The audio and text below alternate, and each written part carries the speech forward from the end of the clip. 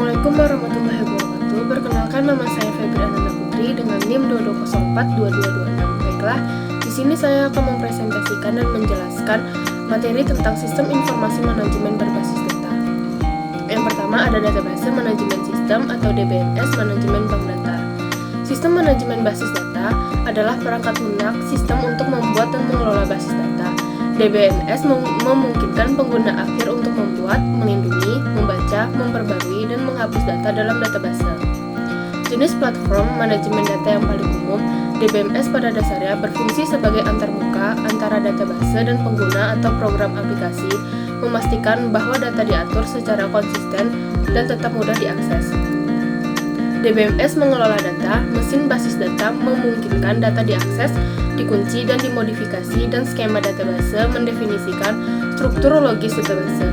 Ketiga elemen dasar ini membantu menyediakan konkurensi, keamanan, integritas data, dan prosedur administrasi data yang seragam. DBMS mendukung banyak tugas administrasi basis data, termasuk manajemen perubahan, pemantauan dan penyetelan kinerja, keamanan, serta pencadangan dan pemulihan. Sebagian besar sistem manajemen basis data juga bertanggung jawab atas rollback dan restart otomatis, serta pencatatan dan audit aktivitas dalam basis data dan aplikasi yang mengaksesnya. DBMS menyediakan tampilan data terpusat yang dapat diakses oleh banyak pengguna dari berbagai lokasi dengan cara yang terkendali.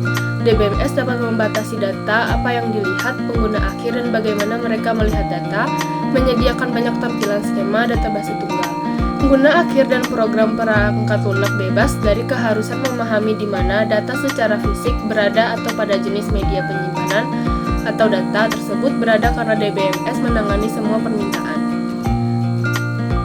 Apa saja komponen yang ada di DBMS? Yang pertama ada mesin penyimpanan, katalog metadata, bahasa akses di basis data, mesin optimasi, pemproses query, manajer kunci, manajer log, dan utilitas data. Jenis DBMS yang pertama ada Relational Database Management System, memiliki antarmuka yang user-friendly dan menggunakan data terstruktur dalam bentuk tabel dengan relasi yang telah ditentukan sebelumnya.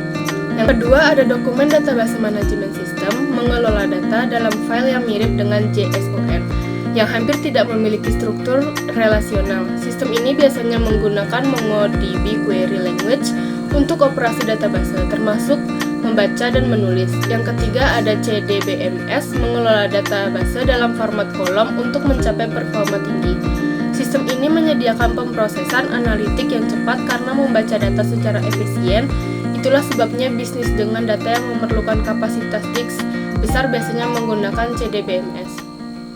Yang kedua ada administrator database intelijensi buatan.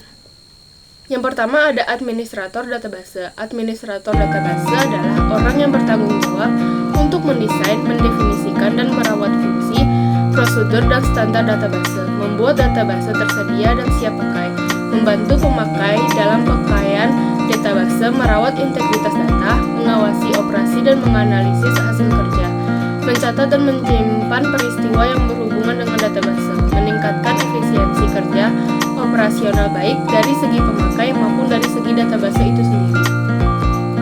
Tugas dari seorang administrator database bervariasi bergantung pada job description-nya, perusahaan, peraturan teknologi informasi, fitur-fitur teknis, dan juga kemampuan dari DBMS yang diberikan.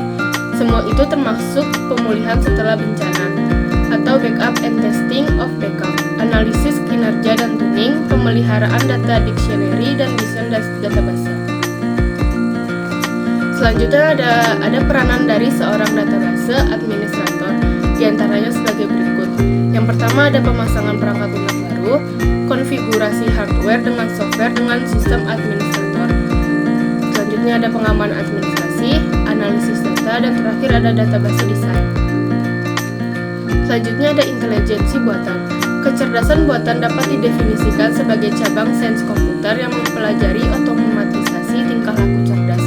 Karena itu, kecerdasan buatan harus didasarkan pada prinsip teoritikal dan terapan yang menyangkut struktur data yang digunakan dalam representasi pengetahuan. Beberapa persoalan yang ditangani oleh kecerdasan buatan antara lain permainan pembuktian teorema, pemecahan problema umum, persepsi, pemahaman bahasa alamiah. Kecerdasan buatan ini memberikan banyak pengaruh dalam dunia bisnis dan lainnya. Untuk mengembangkan sistem informasi manajemen dalam perusahaan tersebut, perkembangan intelijensi buatan akan banyak mempengaruhi perkembangan dari perusahaan tersebut. Bentuk-bentuk intelijensi buatan yang pertama ada jaringan saraf neural network, sistem persepsi, belajar, robotik, perangkat keras kecerdasan buatan atau IA. Sekian presentasi dan penjelasan saya dari materi tersebut. Sekian, terima kasih. Assalamualaikum warahmatullahi wabarakatuh.